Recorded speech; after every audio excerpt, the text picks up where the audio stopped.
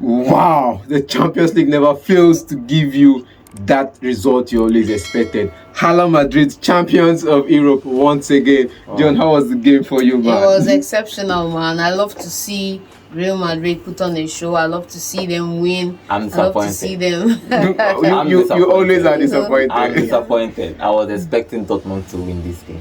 Why? I was expecting Dortmund because I just Real Madrid has won it 15 times in a row. Why would they keep winning it? Please, let another team win it.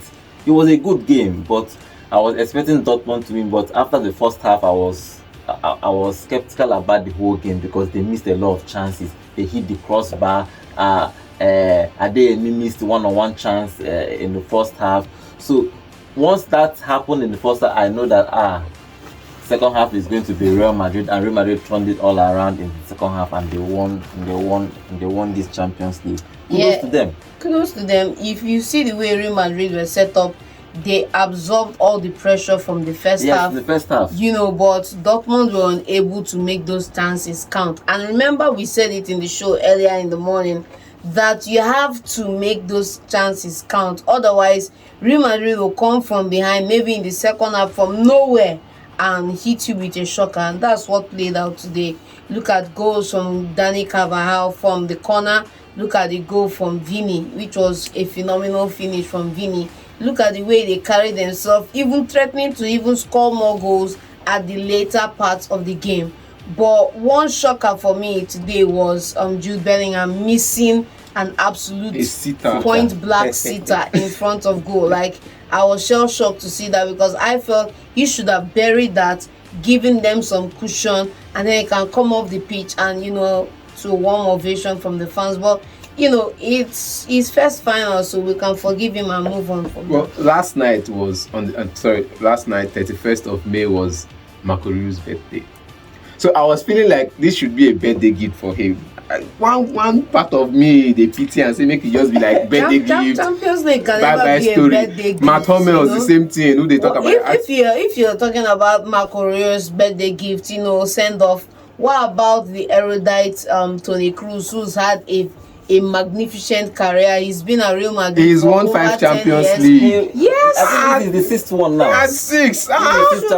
I think this game generally it was what I was expecting it to be.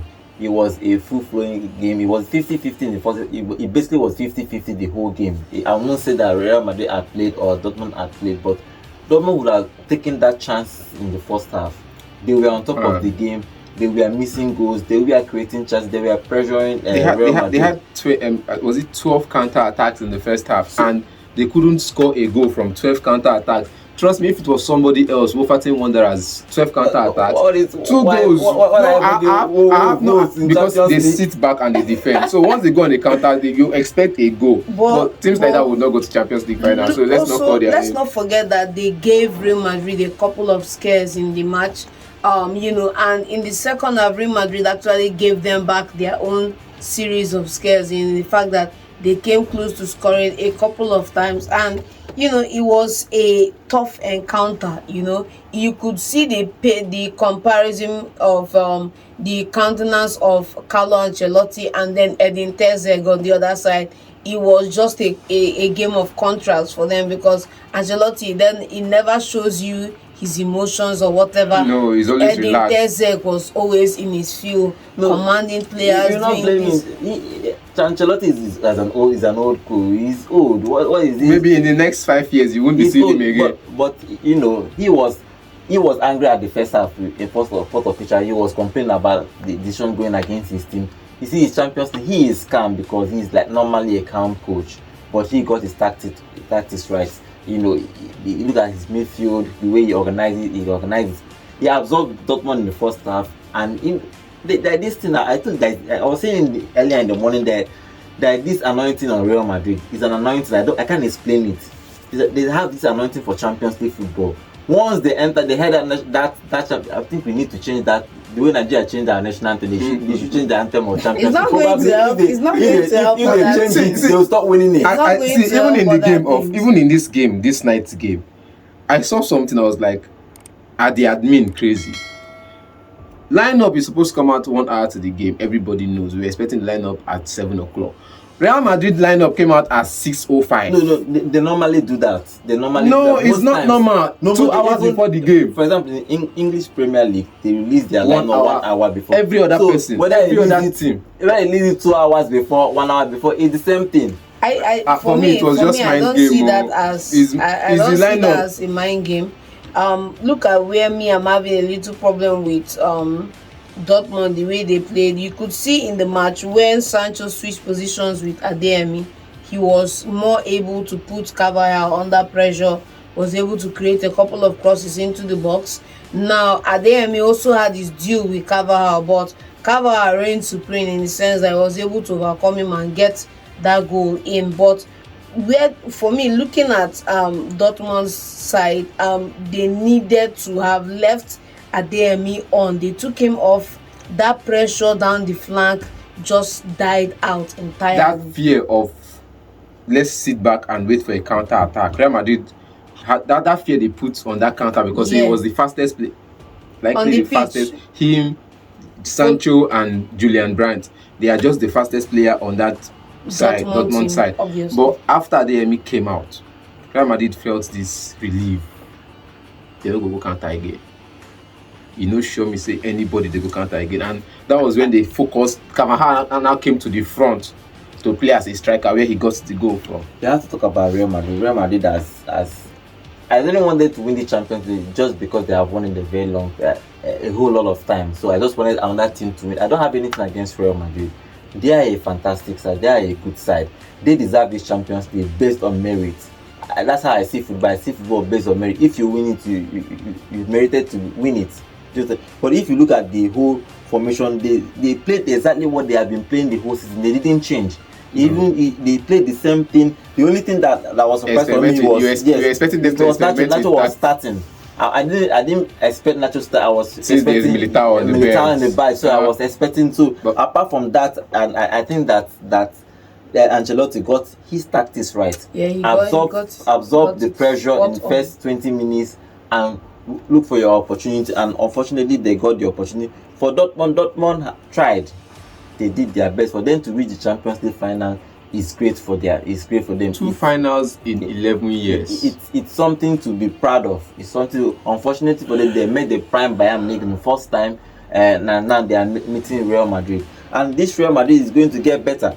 This team is going to, Mbappe is going to enter this team. I'm wondering what they are going to do next season. There's a space in the midfield that if Jude drops into that space when Toni Kroos is gone, there is a space for Mbappe in the front lineup to get. Do this team like this can still, except for Kroos, with Jude Bellingham dropping to midfield, the position is settled. This team like this without Toni is still Luka Modric.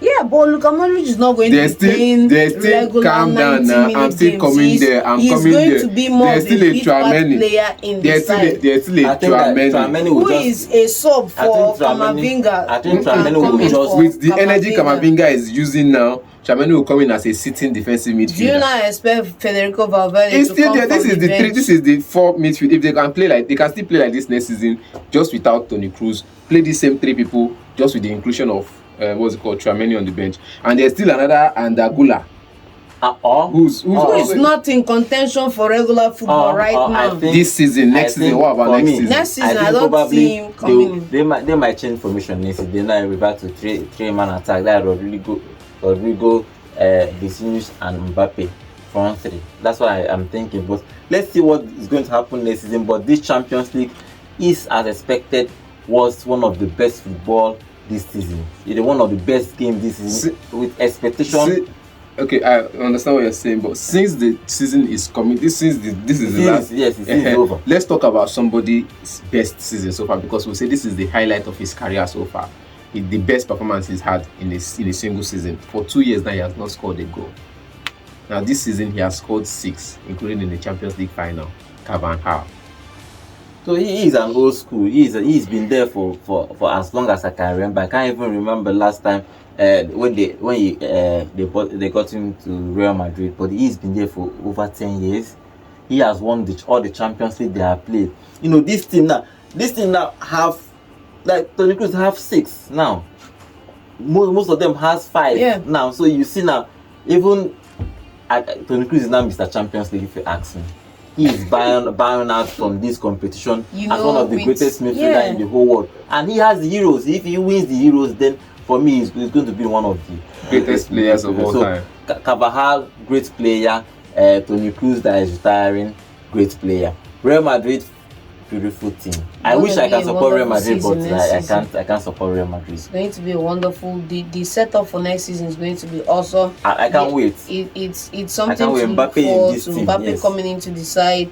I mean, you look at the likes of Jude Bellingham, who is going to grow in influence. He's going to be more dominant in midfield. So it remains to be seen. But Real Madrid are on a good path. They're on a very good path. I agree with you there. And I don't want to be so presumptuous about next season. I want to focus on this season and do all my analysis on this season so far. But I want to say before we go on, say very big congratulations to Real Madrid. Congratulations, man of the match for me. Man of the match for me. When we post man of the match results and we see people vote for Vinicius and Jude Bellingham, why not take another person out of that contest and give him the man of the match? Camavinga was everywhere in that game. Camavinga was just a powerhouse. I was even surprised that he was starting. I didn't expect him to start. When I saw the lineup, I was thinking that Tchouaméni will start. I didn't even expect him to start, but Ancelotti trusted him because when he came in the first 2 seasons, he didn't really play. But now they trust him for the process. You see his performance today. If you remember against France versus Argentina in the final, when they brought him in that final, he changed the midfield, he changed the whole game.